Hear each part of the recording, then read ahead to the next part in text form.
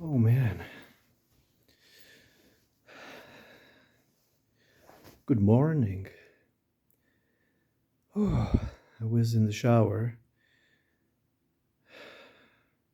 and I was thinking to myself, aren't we lucky? I turned on the heating because it's 0 degrees outside.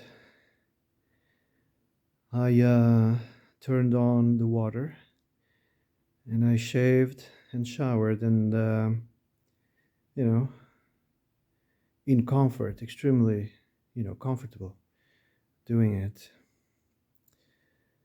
And I thought to myself, aren't we the luckiest ones, right? We most of the times don't appreciate the wonders, when how lucky we are of living in such an age. Flipping a switch, you have power, turning on, a valve and you have cold or warm water.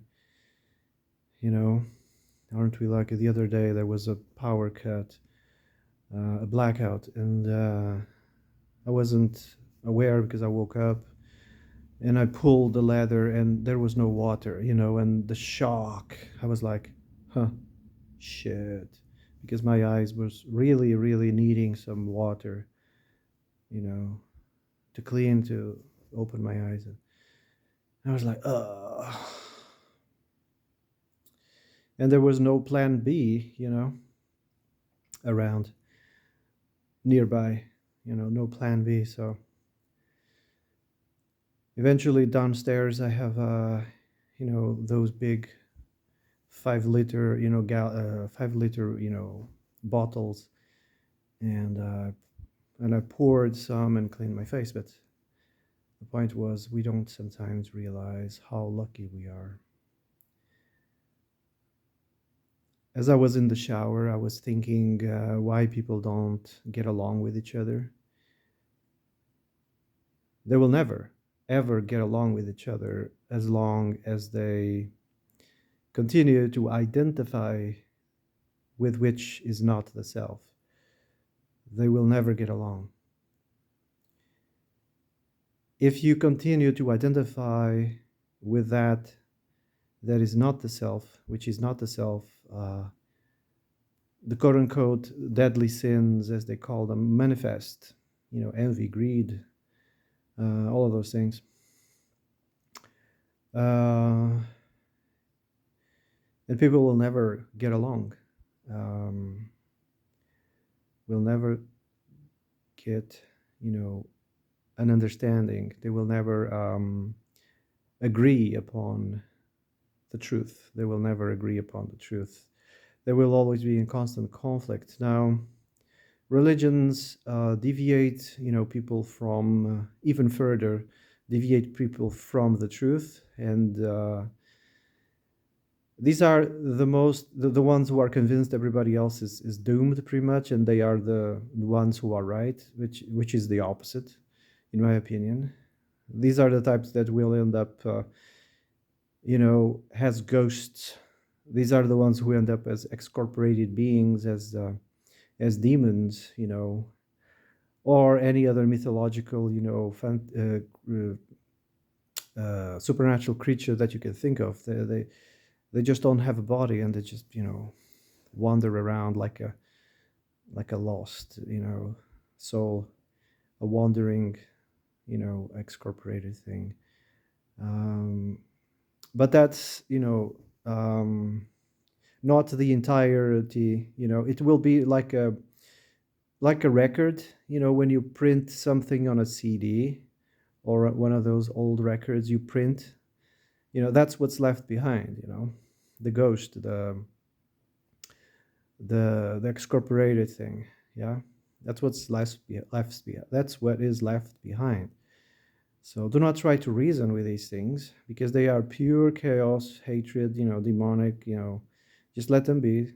Don't try to communicate, or yeah, they exist, yeah, but just let them be. I suspect this place gets more saturated with these excorporated beings more and more saturated. Yeah. I think there's a purging system that just gets rid of them. I think there is. It has to do with light, and I think light purifies, you know. So these excorporated things, they are confined into dark places. Could be a house, you know, a cave, you know. The outside, mm, unless they are, attached to, something physical like rocks or something, that can they can leach into. But I think it's temporary because the light will purge them out of this place. They will last longer indoors, although, in my opinion. So, if you continue, in my opinion, to identify with which is not the self, you, people will never get along. Will never understand each other. When I say religions, I'm talking about Abrahamics, atheists, Gnostics. I mean, I'm talking about all religions. Atheism especially, because people don't consider atheism a religion. Yeah, it is. It is a death cult, one of the worst. You know. So pagans, in the other hand, they at least own, own their shit. Yes, they identify with things that are not the self, and they own it. Therefore, pagans will reincarnate. Exactly. Pagans own their shit and they will reincarnate or transmigrate, whatever you believe, whatever, you know, whatever you want to believe, in transmigration or in literal reincarnation. At least pagans own it. Yes, we identify, and pagans, see the world in archetypes, in mythology. They see the world through, you know, unlike religions see the world through a filter, a myopic filter that reduces everything to a binary. At least the pagans, they see the nuances. And so basically, pagans, what I'm trying to say, are more intelligent. But then again, intelligence has a beginning and an end in time, and it shouldn't be intelligence that we should, be fighting for. It is wisdom, though, wisdom that we should be.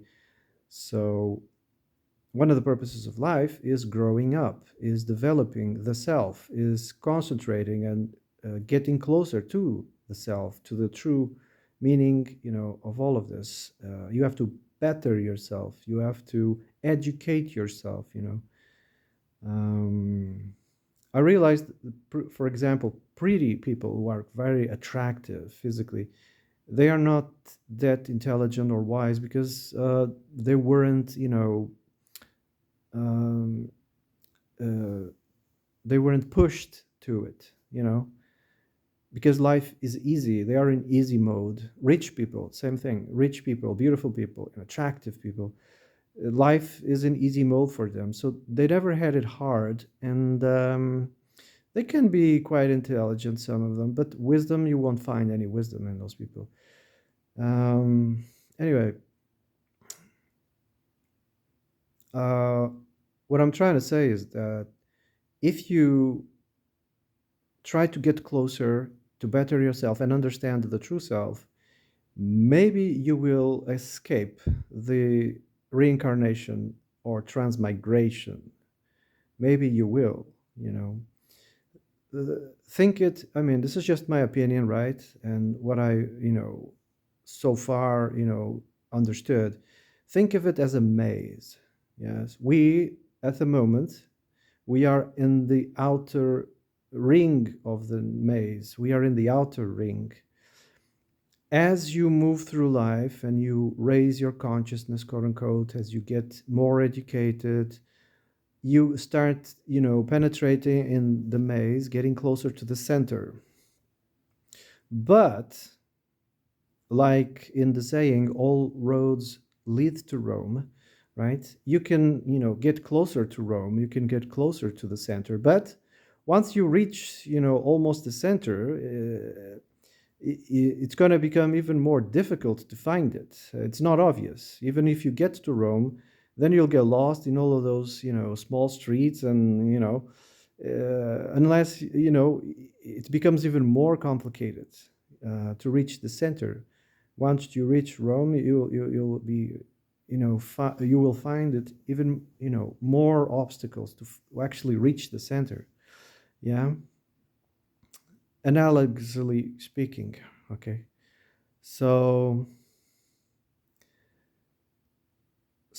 ultimately, what I'm trying to say is, if you take the first steps in understanding what is the true self, you will stop identifying with that which is not. And when you reach that point, you will start seeing and understanding each other a lot better. Yeah. As long as you identify with things that are not, you will get divided, you will get polarized, triggered, you will be slave to all sorts of emotions and feelings and thoughts, and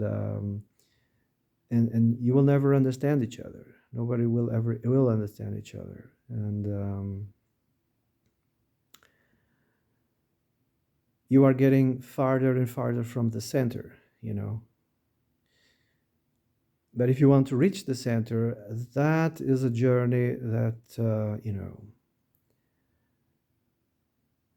I think, historically, they only speak of one that has reached the center. But again, that's just a story.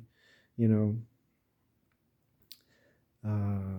most of the wise of the wisest never claimed to reach the center. Yes,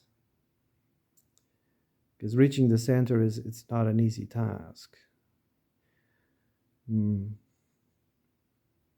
So yeah, to escape the wheel, they call it the samsara. To escape that wheel, yeah, you have to reach the center. But only one, they claim reached it. It was Gautama, but again, that could be, just be mythology.